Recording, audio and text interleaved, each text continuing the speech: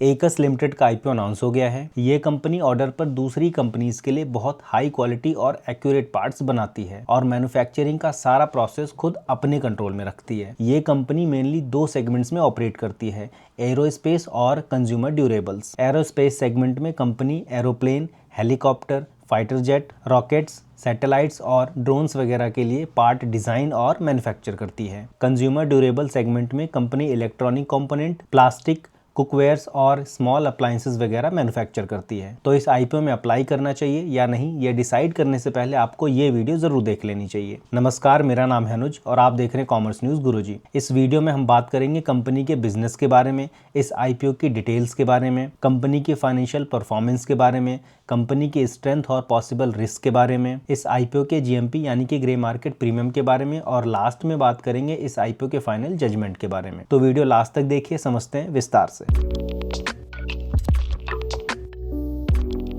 सबसे पहले बात करते हैं कंपनी के बिजनेस के बारे में। ये कंपनी एक vertically integrated precision contract manufacturer है। वर्टिकली इंटीग्रेटेड का मतलब होता है कि कंपनी प्रोडक्शन प्रोसेस के लिए कई स्टेजेस को खुद कंट्रोल करती है। वो सिर्फ पार्ट्स की असेंबली ही नहीं करती बल्कि रॉ मटेरियल्स की प्रोसेसिंग से लेकर फाइनल फिनिशिंग तक का ज्यादातर काम अपनी ही फैक्ट्री में करती है। इससे उन्हें क्वालिटी और सप्लाई चेन पर पूरा कंट्रोल मिलता है और वो दूसरों पर कम निर्भर रहते हैं। प्रिसीजन का मतलब होता है कि बहुत बारीकी और हाई एक्यूरेसी के साथ काम करना।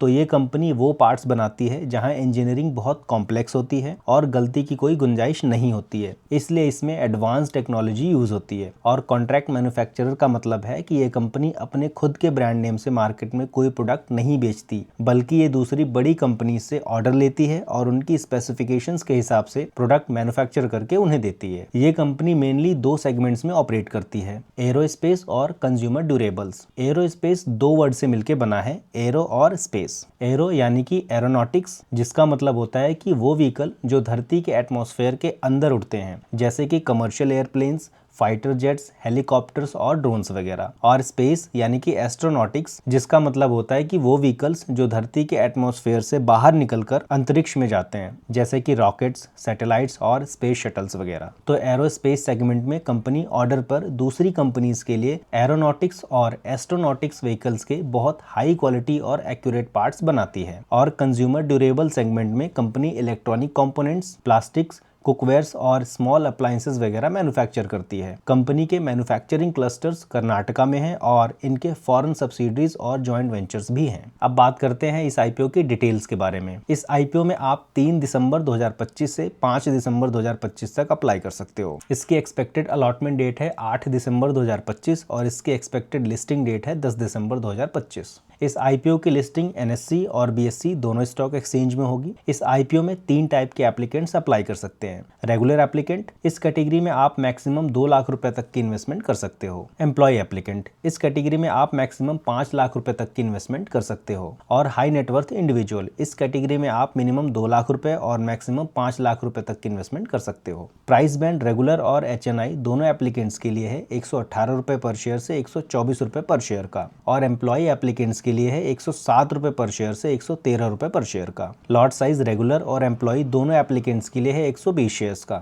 और एचएनआई एप्लीकेंट्स के लिए है 1680 शेयर्स का। एचएनआई का lot size normally regular applicant के लॉट साइज का 14 गुना होता है। तो लोअर प्राइस के according minimum investment regular applicant के लिए होगी 14,160 रुपए की, एम्प्लॉय एप्लीकेंट के लिए होगी 12,840 रुपए की और एचएनआई के लिए मिनिमम इन्वेस्टमेंट 2 लाख रुपए की होती है। ये आईपीओ एक 100% बुक बिल्ड ऑफर है। इसका मतलब है कि इसमें शेयर का फाइनल प्राइस इन्वेस्टर्स के डिमांड के बेसिस पर डिसाइड होगा, ना कि पहले से फिक्स होगा। इस आईपीओ का इश्यू साइज है 921 करोड़ 81 लाख रुपए का, जिसमें फ्रेश इशू 670 करोड़ रुपए का है और offer for sale 2 crore 3 lakh shares का है। फ्रेश इशू से आए सारे पैसे डायरेक्ट कंपनी को मिलते हैं और ऑफर फॉर सेल से आए पैसे सेलिंग शेयर होल्डर्स को मिलते हैं। फ्रेश इशू से कंपनी को मिलने वाले 670 करोड़ रुपए के नेट प्रोसीड्स को इन पर्पस के लिए इस्तेमाल करने का प्लान है। 433 करोड़ 17 लाख रुपए का यूज कंपनी और उसकी सब्सिडीज के आउटस्टैंडिंग बॉरोइंग्स को रीपे करने के लिए किया जाएगा। 64 करोड़ रुपए का यूज कंपनी और उसकी subsidiary arrow structures manufacturing India private limited के लिए नई मशीनरी और इक्विपमेंट खरीदने के लिए किया जाएगा। बाकी के 172 करोड़ 83 लाख रुपए का यूज एक्विजिशंस और जनरल कॉर्पोरेट पर्पस के लिए किया जाएगा। कौन कौन से शेयर होल्डर्स अपने कितने कितने शेयर सेल कर रहे हैं उसके लिए आप ये लिस्ट देख सकते हैं। अब बात करते हैं कंपनी की फाइनेंशियल परफॉर्मेंस के बारे में। ये कंपनी की फाइनेंशियल परफॉर्मेंस है, इसमें आप क्लियरली देख सकते हैं कि कंपनी ने अपने रेवेन्यू में ठीक ठाक ग्रोथ दिखाई है। फाइनेंशियल ईयर 2022-23 में जहां revenue from operations 812 crore 13 lakh रुपए था, वो फाइनेंशियल ईयर 2023-24 में बढ़कर 965 करोड़ 7 लाख रुपए का हो गया और फाइनेंशियल ईयर 2024-25 में थोड़ा कम होकर 924 करोड़ 61 लाख रुपए का हो गया। कंपनी का प्रॉफिट आफ्टर टैक्स तीनों सालों में नेगेटिव ही रहा है, यानी कि इन तीनों सालों में कंपनी ने लॉस ही कमाया है। फाइनेंशियल ईयर 2022-23 में 109 करोड़ 50 लाख रुपए का लॉस था, जो कि फाइनेंशियल ईयर 2023-24 में ये लॉस रिकवर होकर सिर्फ 14 करोड़ 24 लाख रुपए का रह गया। लेकिन फिर फाइनेंशियल ईयर 2024-25 में फिर से ये लॉस एकदम से बढ़कर 102 करोड़ 35 लाख रुपए का हो गया। फाइनेंशियल ईयर 2024-25 में लॉस फिर से बढ़ने के मेन दो रीजंस हैं। पहला,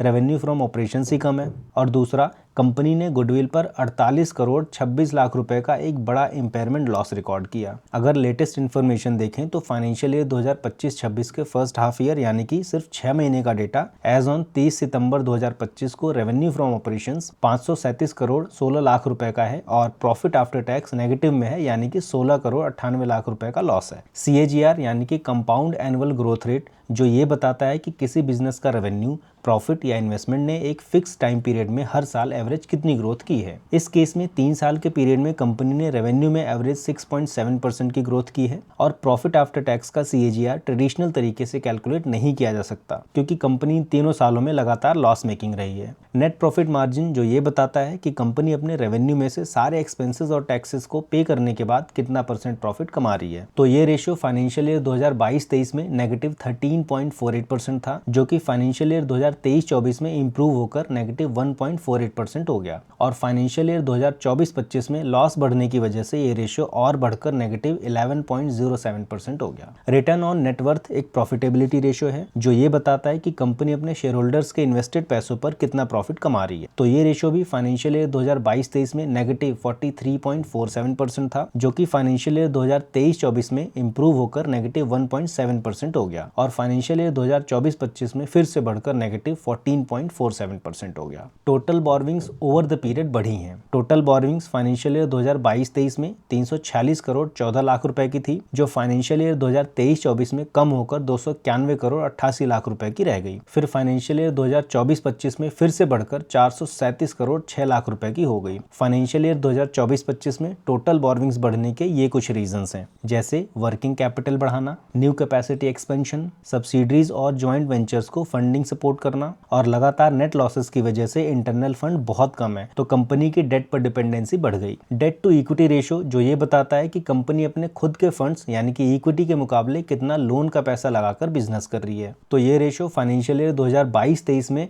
2.54 टाइम्स थी, जो कि फाइनेंशियल ईयर 2023-24 में कम होकर 0.55 टाइम्स रह गई और फाइनेंशियल ईयर 2024-25 में थोड़ी सी बढ़कर 0.99 टाइम्स हो गई। बेसिक अर्निंग पर शेयर की बात करें तो वो भी ओवर द पीरियड नेगेटिव ही रहा है। फाइनेंशियल ईयर 2022-23 में नेगेटिव 2 रुपए 42 पैसे पर शेयर से इंप्रूव होकर फाइनेंशियल ईयर 23-24 में ये नेगेटिव 16 पैसे पर शेयर का हो गया और उसके बाद फाइनेंशियल ईयर 2024-25 में और गिरकर ये नेगेटिव 1 रुपए 80 पैसे पर शेयर का हो गया और उसके बाद फाइनेंशियल ईयर 2024-25 में और गिरकर ये नेगेटिव 1 रुपए 80 पैसे पर शेयर का हो गया। बेसिक अर्निंग पर शेयर और diluted earning per share same है। अब बात करते हैं कंपनी की स्ट्रेंथ के बारे में। एकस का सबसे बड़ा यूपीएस है इसका end to end integrated manufacturing setup, जिसमें forging, machining, surface treatment, assembly और टेस्टिंग शामिल हैं। इस इंटीग्रेशन की वजह से कॉस्ट एफिशिएंसी बेहतर होती है, टर्न अराउंड टाइम कम होता है और कस्टमर्स को सिंगल विंडो मैन्युफैक्चरिंग सर्विस मिलती है। ये एरोस्पेस जैसे हाई प्रिसीजन सेक्टर में स्ट्रॉन्ग कॉम्पिटिटिव एडवांटेज है। एकस के पास टॉप टियर ग्लोबल क्लाइंट्स जैसे एयरबस,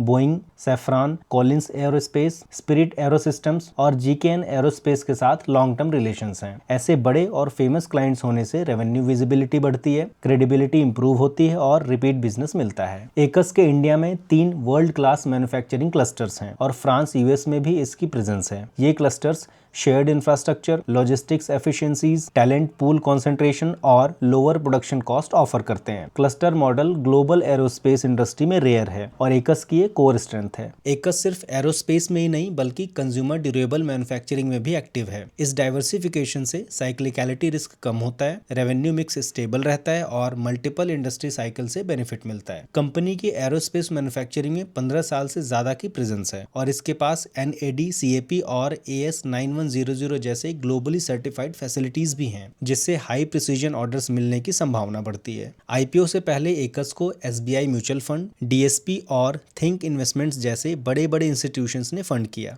इससे गवर्नेंस परसेप्शन इंप्रूव हुआ और मार्केट में पॉजिटिव सेंटिमेंट बिल्ड हुआ। अब बात करते हैं पॉसिबल रिस्क के बारे में। एकस ने पिछले 3 साल से कंसिस्टेंट लॉस रिपोर्ट किया है। लॉस मेकिंग कंपनीज में कैश फ्लो प्रेशर रहता है, इंटरनल फंडिंग कैपेबिलिटी कम होती है और डेट पर डिपेंडेंसी बढ़ती है। ये सबसे बड़ा फंडामेंटल रिस्क है। एरोस्पेस मैन्युफैक्चरिंग में लंबा प्रोडक्शन साइकिल, हाई इन्वेंट्री और स्लो रिसीवेबल्स की वजह से एकस का वर्किंग कैपिटल साइकिल हैवी है, जिसके कारण शॉर्ट टर्म बोरोविंग्स बढ़ती हैं और लिक्विडिटी प्रेशर आता है। फाइनेंशियल ईयर 2024-25 में कंपनी का 88.57% रेवेन्यू सिर्फ टॉप 10 कस्टमर ग्रुप से आया था। अगर एयरबस या बोइंग जैसे कोई की क्लाइंट चला जाता है तो ये कंपनी के लिए बहुत बड़ा झटका होगा। फाइनेंशियल ईयर 2024-25 में 89% रेवेन्यू एरोस्पेस सेगमेंट से आया है। अगर ग्लोबल एविएशन इंडस्ट्री में कोई भी डाउन टर्न आता है जैसे कोविड-19 के टाइम पे हुआ था तो इसका बिजनेस पर बहुत गहरा असर पड़ेगा। कंपनी का ऑपरेटिंग कैश फ्लो पास्ट में नेगेटिव रहा है। अगर लगातार नेगेटिव कैश फ्लो बना रहा तो ऑपरेशंस चलाने में दिक्कत आ सकती है। एल्यूमिनियम, स्टील और टाइटेनियम जैसे रॉ मटेरियल्स पर कंपनी का काफी बड़ा खर्चा होता है। कंपनी के पास कोई भी लॉन्ग टर्म सप्लाई कॉन्ट्रैक्ट नहीं है, जिसके कारण प्राइस फ्लक्चुएशंस का रिस्क बना रहता है। पेरेंट कंपनी और कुछ सब्सिडीज के ऑडिटर्स ने अपनी ऑडिट रिपोर्ट में क्वालिफिकेशंस दी हैं और साथ ही लगभग 86 करोड़ रुपए की टैक्स कंटिजेंसी भी है। इससे फ्यूचर में कैश आउटफ्लो बढ़ सकता है या ऑपरेशंस में दिक्कत आ सकती है। अब बात करते हैं ग्रे मार्केट प्रीमियम के बारे में। ग्रे मार्केट प्रीमियम की बात करें तो अभी तक 42 रुपए पर शेयर का यानी कि 34% का GMP है, जो कि बहुत अच्छा सेंटीमेंट शो कर रहा है। अच्छा, ये GMP अनऑफिशियल होता है और टाइम टू टाइम चेंज भी होता रहता है, तो सिर्फ इसी एक फैक्टर के बेसिस पर कोई भी डिसीजन मत लेना। किसी भी IPO में इन्वेस्ट करने से पहले आपको और भी फैक्टर्स को जरूर कंसीडर करना चाहिए।